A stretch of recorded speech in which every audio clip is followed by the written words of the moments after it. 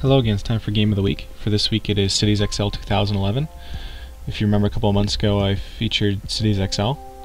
Well, when Cities XL 2011 went on sale, I got a combined sale with the discount for having Cities XL, and so I picked it up.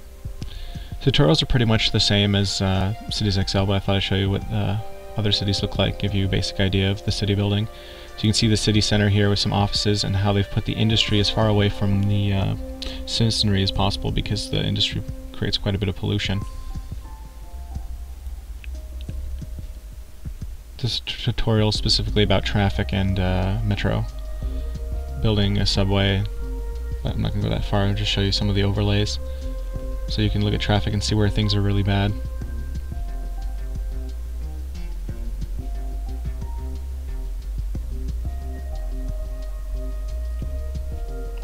Okay, now we'll go get into the meat and potatoes of the game, see the world map. There are, I would say, a dozen times the amount of cities to build in Cities XL 2011 that there were in the previous Cities XL. So you can see there are many on the corner, in the right corner of your screen, sorry, the right side of your screen, you can see all the different beaches and islands and different kinds of cities, just so you can quick look, so it's a little easier for you to look through.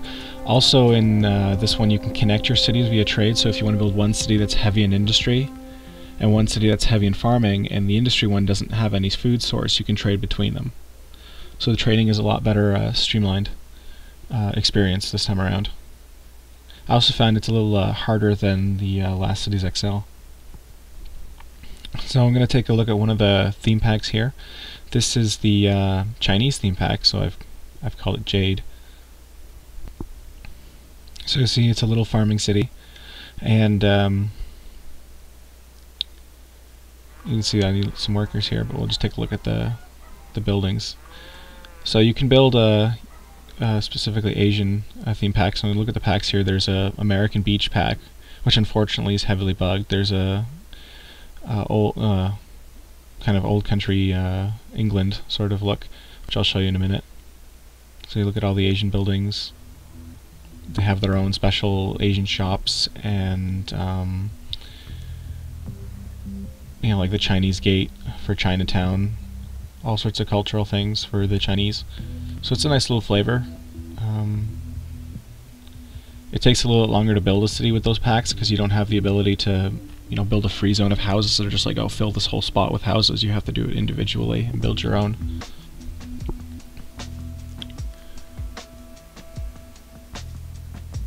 And also the leisure stuff costs a lot less, and this time the monthly cost for leisure things is not as bad. So now we'll look at this one. This is the my old England style. I do like in the load screens to kind of preview how your cities come, where it started, and as it got bigger. You'll see a big difference when I show you Kirkwall. So this is a small little office community. Pretty much just doing office services. I just wanted to build an old England style city, very small. Nothing big or special, I just wanted to try something different. Try a different look. As I was saying, the beach one is bugged because if you want to put skilled workers in, as you have unskilled, skilled workers, executives, elites, the skilled worker beach houses do not actually attract anyone. They're completely useless, and unfortunately have that bug. One of the bugs with the Asian one is everything is listed as skilled workers, even though some of it might be unskilled and some of it might be skilled. It's a little harder to build your city that way. You're going to have to remember which ones are actually unskilled and which are skilled by trial and error. I'm not sure how these kind of bugs happen. That's just kind of sloppy game development. Because it's for everyone, it's not for a couple of people. It's just a lack of testing. And you'll see the trading here. This is, you know, a little bit of trading. I'm not trading very much. I'm importing food because there's no farmland in this map. But this is the general kind of AI Omnicorp they give you, so that if you don't want to trade between your cities, or you only have one city, you still have someone to trade with. Okay, now we're going to look at Kirkwall. I named it after what's going to be the main city in Dragon Age 2, just for fun, because it reminds me of it with the coastal line. You can see here in the little square how the cities come. It was very small, and you see the farms as they get bigger and have expanded the land. It's my biggest city in this game so far. I had a city of 2-3 million I think maybe 3 to 4 million in Cities XL. In 2011, I'm only at about just under 300,000.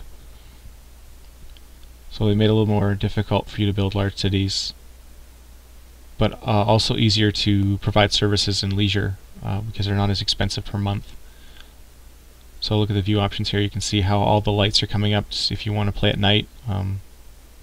It's a nice flavor. I tend to just play on midday, and it's easier to see things. So I'll just switch it back to midday. So this is Kirkwall, very big city. It's predominantly a food industry with offices and high tech. I have no heavy industry or manufacturing. I import it. You can see you can terraform the land in this game in order to put in a harbor so you can get extra freight, as you need to connect roads to the end of the map in order to import-export and have space to import-export. So, I'm missing a farm spot here.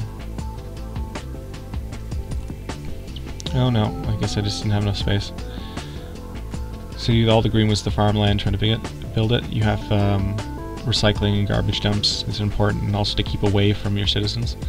Little airport there. I'll zoom in and see all this. This is my kind of newer area of the city. I've got a mix of elites and executives and unskilled and unskilled workers here. You see everything resin and the needs and how the service goes.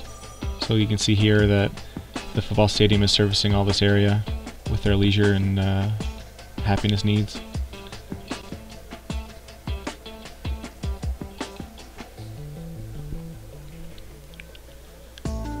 Now I'll just take a look at the bus line management here. As you can see, the bus lines, the percentage of how useful they are and efficient. There are also different bus sizes, so say a line gets to like 80% occupancy, it's good to up it to a bigger bus size so that you can alleviate the congestion, I guess, and make sure it doesn't overflow. Also, once you've built a couple lines, you may realize that some lines are useless. For instance, I see here there are a couple of them that are like 20% and they have the smallest bus, and then, not that useful. So we'll see this one right here. And you'll see this is a very old bus line that I had. And see, it's just servicing this little area. You can see the red track, or maroon. And so yeah, it's not doing very much. So I'll just cut it out, and then those people will get onto the other bus lines. So the efficiency will go up and the monthly cost will go down. And of course, as you get a bigger bus, the monthly upkeep is higher. So it's a little more polished version of Cities XL. If you enjoyed city building games, I definitely recommend it. This is, to me, the best in the genre right now, because there hasn't been a new SimCity or a new Caesar or any of those games lately, or Cleopatra. So this is the best one so far, and we'll look at the trade again. You'll see there's a heavy trade here on how much food industry I'm doing here at the bottom. So yeah, I very much enjoy Cities XL 2011. I highly recommend it. That's the game of the week.